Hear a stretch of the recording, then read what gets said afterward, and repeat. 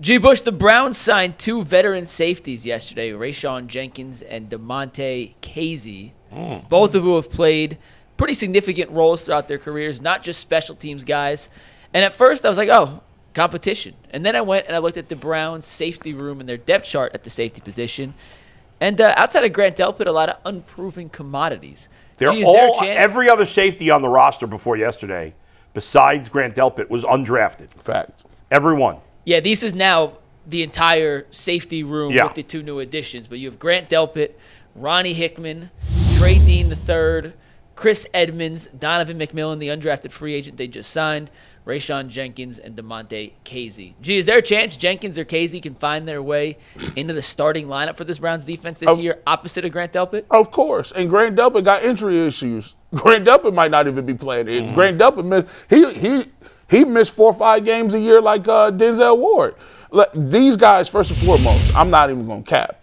I don't even know what these dudes look like. We played that game where, he said, is this a Guardians relief pitcher or a mechanic? Yeah, right. If they was like, are these dudes down south rappers from Atlanta or Cleveland Brown safeties? I would not know. No. Like, this is, of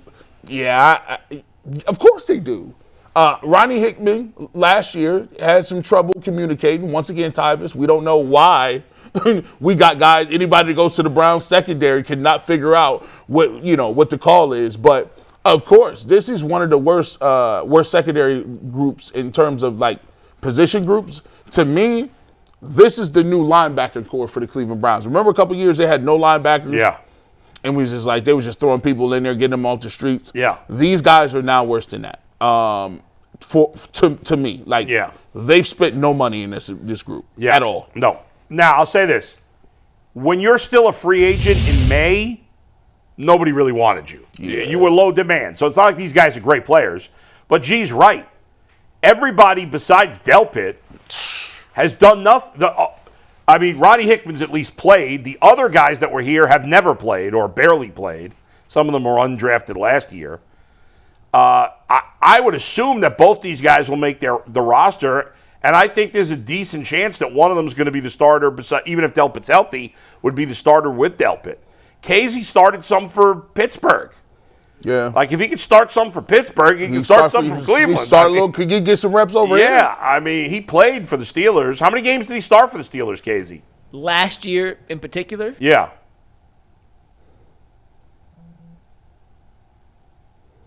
He played a little bit. He had an interception. He played in 15 games, according to Pro Football Reference. He only started 1 game last year, but started 9 the year before. Yeah, so he started 10 games in the last 2 years. All right. So he's their third safety whenever and he played for the Cowboys, too. Yeah. Right? All right, well. They're both veteran players. I wouldn't be surprised if one of the – actually – Jenkins started 9 games for Seattle last year. The fact that they 17 2 years in a row before that. Oh, yeah. The fact that they signed two veteran centers in May tells you all that you need to know about what they think of their safety group. Right. Because listen, they could have wasted a pick and said, let me go get a rookie. Right. They would have been cool if I was in that secondary group. I'd been like, oh, they got rookies. I could beat them out. I know the system. It's going to take a long time for them to get ramped up. No, they wouldn't got guys who've been playing a lot for teams that are better than you. So they're like, come on in, like that. And so, and another thing that I would look at is,